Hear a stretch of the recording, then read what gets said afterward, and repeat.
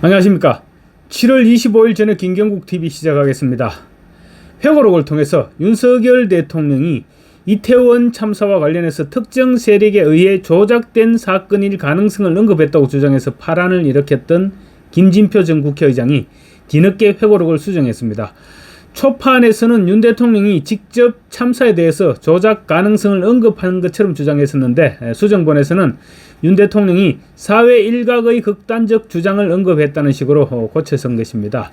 김진표 전 의장은 지난달 27일 출간한 회고록 대한민국은 무엇을 축적해왔는가 초판본에서 이 같은 주장을 해서 정치권에 큰 파장이 일었습니다. 회고록 초판에는 김진표 전 의장이 2022년 말 국회 조창기도에서 윤석열 대통령과 독대에서 이상민 행정안전부 장관 사퇴를 건의했던 당시를 이렇게 회고했습니다. 윤석열 대통령은 내 말이, 그러니까 김진표 자기 얘기입니다. 내 말이 다 맞으나 자신이 이태원 참사에 관해 지금 강한 의심이 가는 게 있어서 아무래도 결정을 못하겠다고 말했다. 내가 그것이 무엇인지 물었더니 자신은 이 사고가 특정 세력에 의해 유도되고 조작된 사건일 가능성도 배제할 수 없다는 것이었다. 이렇게 적혔습니다. 회고록에는 이어 극우 유튜버의 방송에서 나오고 있는 음모론적인 말이 대통령의 입에서 술술 나온다는 것을 믿기가 힘들었다. 윤 대통령의 의구심이 얼마나 진심이었는지는 알 수 없으나 상당히 위험한 반응이었다. 나는 그런 방송은 보지 마십시오 라고 말하고 싶은 생각이 굴뚝 같았지만 꾹 참았다. 이렇게 전했습니다. 그런데 김진표 전 의장은 최근 회고록 2쇄본에서는 윤 대통령의 이태원 참사 관련 기술을 수정했습니다. 그렇지만 인쇄 매체에서 한번 잘못된 기록을 바로잡는 것은 쉽지 않습니다. 신문 오보도 마찬가지입니다. 정정 보도를 내고 때로는 사과문을 게재하기도 하지만 사람들의 인식이 한번 박힌 생각을 바꾸기는 쉽지 않습니다. 우선 정정 보도문이나 사과문을 보지 못하면 평생 그 내용을 첫 보도된 내용을 믿고 살아가게 됩니다. 그래서 오보의 피해자들은 정정 보도를 요구할 때 첫 보도 때와 똑같은 위치에 똑같은 크기로 정정 보도를 해달라 이렇게 요구하는 것입니다. 그리고 또 쓸데없는 의심도 합니다. 팩트라고 한번 뇌리에 박히면 수정을 하더라도 머릿속에서 수정하기가 쉽지 않은 것도 사실입니다. 김 전 의장은 수정본에서는 윤 대통령은 참사에 관해 관계기관에서 수사가 진행 중에 있기 때문에 사건에 관한 정확한 수사 결과가 나온 후에야 정치적 책임을 따져볼 수 있다고 말했다. 사회 일각에서는 이 사건의 원인과 책임에 대해 전혀 다른 관점을 갖고 극단적 주장을 하는 경우까지 있기 때문이라는 것이었다. 이렇게 되어 있습니다.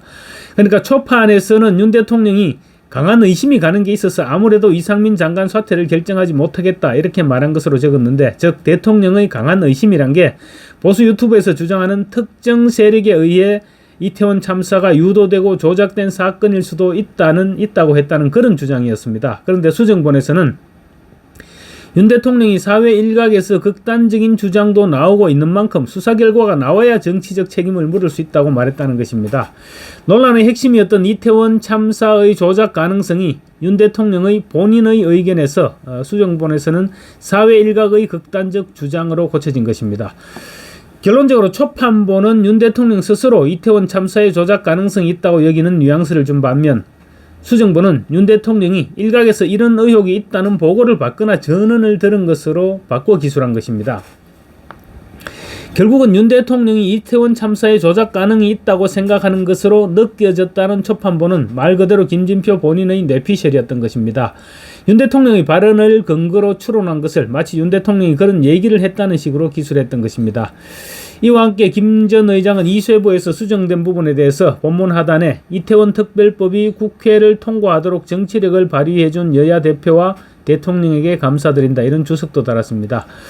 대통령실은 김진표 전 의장의 수정본에 대해서 이제라도 국민 앞에 진실을 밝힌 것을 다행이라고 생각한다고 밝혔습니다.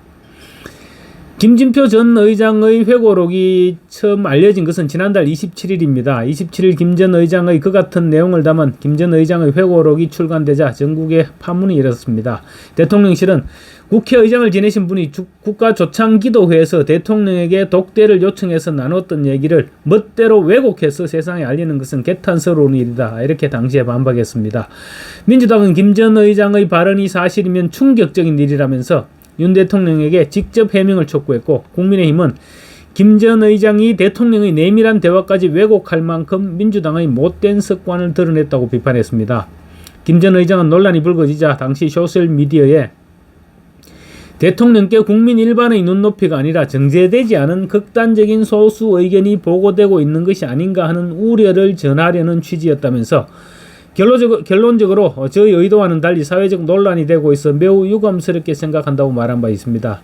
김 전 의장은 대통령실에도 유감을 전달한 것으로 전해졌습니다. 김진표 전 의장의 이 같은 회고록 내용은 좌파들의 탄핵 주장에 기름을 부었었습니다. 탄핵을 주장해오던 좌파 단체들은 김진표 전 국회의장의 주장이 마치 사실인 것처럼 침소봉대했고 좌파 언론들은 대서특필했었습니다.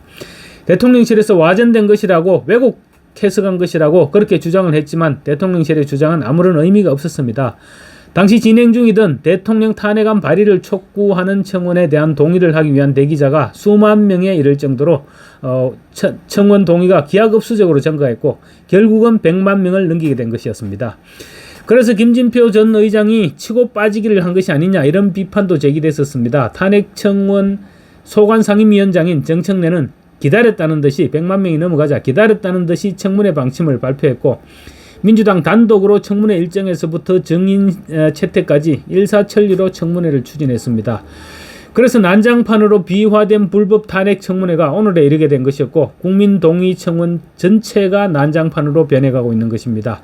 대한민국 의전 서열 넘버2의 자리까지 올라갔던 사람의 지각 없는 행동이 온 나라를 시끄럽게 하는 탄핵 청문회의 빌미를 제공했던 것입니다. 감사합니다.